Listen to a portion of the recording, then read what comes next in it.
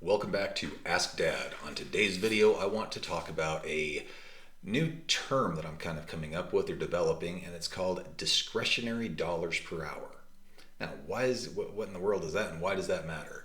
Well, we hear about dollars per hour, obviously, or income, average income, median income, all of these different things.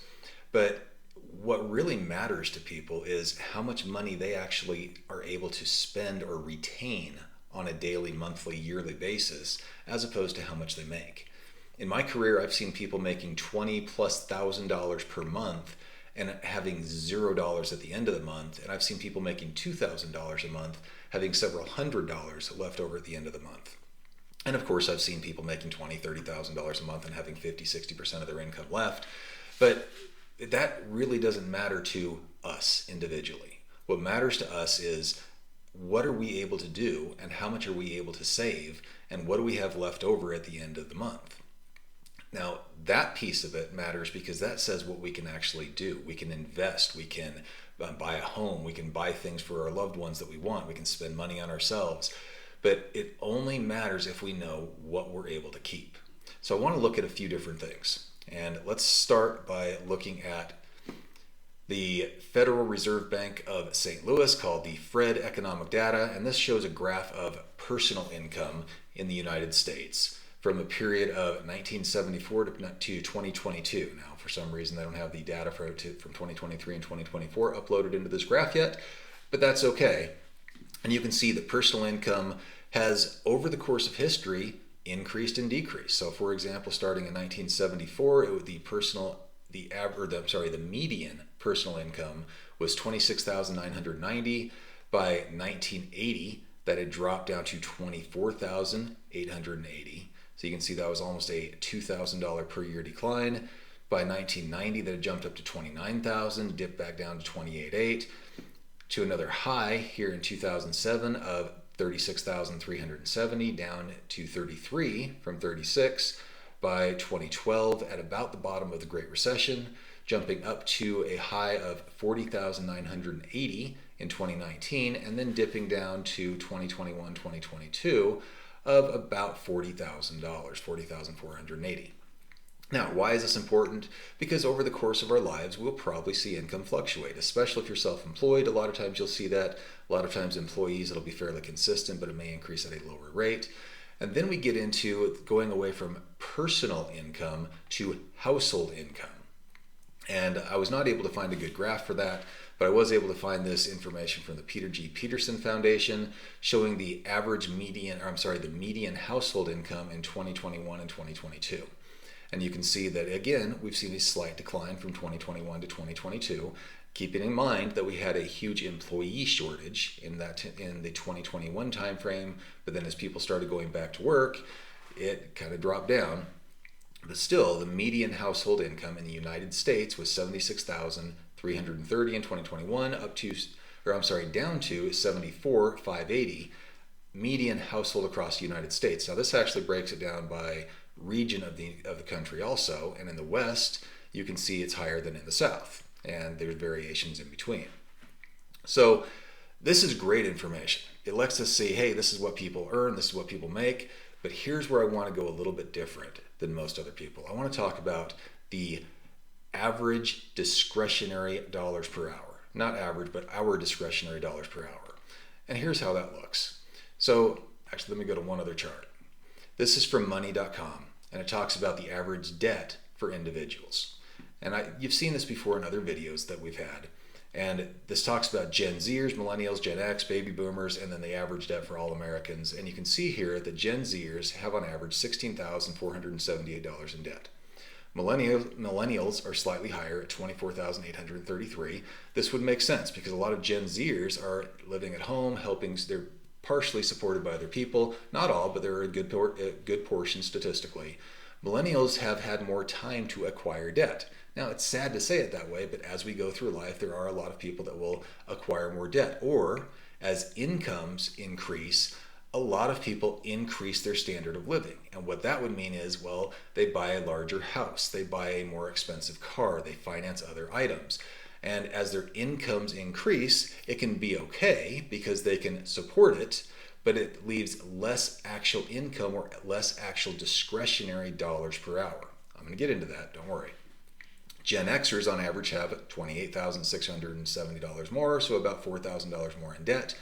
And as baby boomers come into the picture, the average debt declines. Now, that would make sense because they're generally more stable financially. They're in retirement years. In your retirement years, you want to have less debt so that you can have, because your income actually drops usually for a lot of people, not everyone.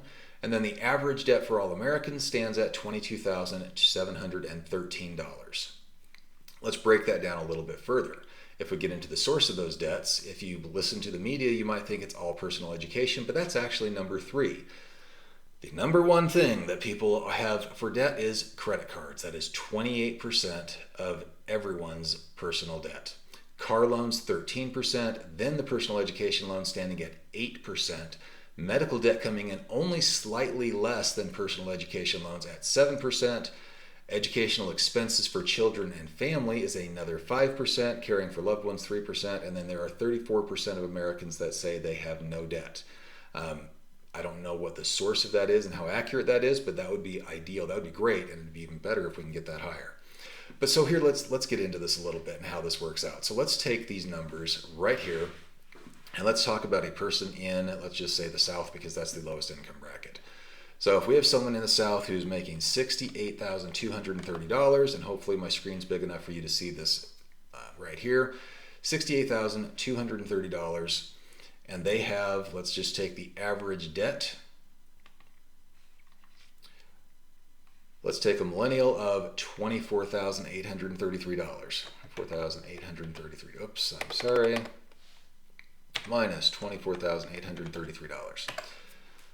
That is a leftover amount of $43,397. Now, a lot of people when they're making decisions will look at, let's say, a drink at Starbucks and say, well, that's $7. Well, $7, I make $24 an hour. That's not a big deal. I work less than an hour for that. Yeah, that's one way to make a decision. So let's bring up another calculator and let's actually take a look at what that really is. So if you're making $68,230 on a yearly basis, if you take 40 hours a week times 52 weeks, that's 2080. So what I'm going to do is just cut to the chase. I'm going to divide that by 2080. That means you make an average of $32 an hour. That's, in today's world, a pretty solid number. However, now let's look at it from the standpoint of what they actually have as discretionary income. So that would be $43,397. Now that we've taken the $68,000 a year minus out the $28,000 per year, and that gives us $43,397. Divide that by 2080, and that gives you $20 an hour. So you can see instead of $32 an hour, we now have $20 an hour, and that $7 coffee drink is a larger portion of that drink. Now, let's take this one step further. So let's say you have $68,230, and we're going to back out the $24,833 minus $24,833. Let's say you also have $1,000 a month in rent. Now, I may get some hate for this because not many places are giving $1,000 a month in rent, but let's just say that's what it is for the sake of this video, for simple numbers. Let's go $12,000 because that would be your annual amount. And let's say you also have about let's say $500 a month in expenses, because we all know that you don't just get to live for free. You have utility bills, and you have other discretionary things. You may have to pay your insurance premiums, whatever it is. So that's $6,000 a year. And then let's say that you decide to invest some of your money. Let's say you're putting $1,000 a month again into different types of investments, maybe a savings account, maybe your 401k. So that's another $12,000 a year. That brings you down to $13,397 of discretionary income. So let's come over to this one and say $13,397 divided by 2080. You're now down to $6.44 discretionary income. That's okay. You have money left over. You have money to do what you want with. But now that cup of whatever you're getting at Starbucks at $7 takes you an entire hour to work. Is it worth that to your budget? If it is, great. Go ahead and do it. But if it's not, this makes you think a little bit differently about how you should be looking at money. It's your residual income that matters. It's not how much you make, it's how much you keep. What are you able to do with that? Are you able to save for something? Are you able to invest in something? Are you able to spend time with your loved ones? What you're able to keep matters more to you than how much you make. Now, if you're able to eliminate some of your debt, if you're able to eliminate other things, and you have the residual income and you want to do that $7 drink whenever, great. If that's what makes you happy, that's fine.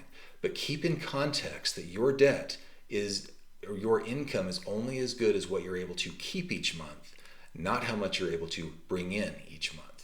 I hope this video has been helpful. If it has, please give us a like. If this is the type of content you would like to see more of, do subscribe to the video. And if you know someone this may help, please share the video. Thanks for being here. We'll see you on the next one.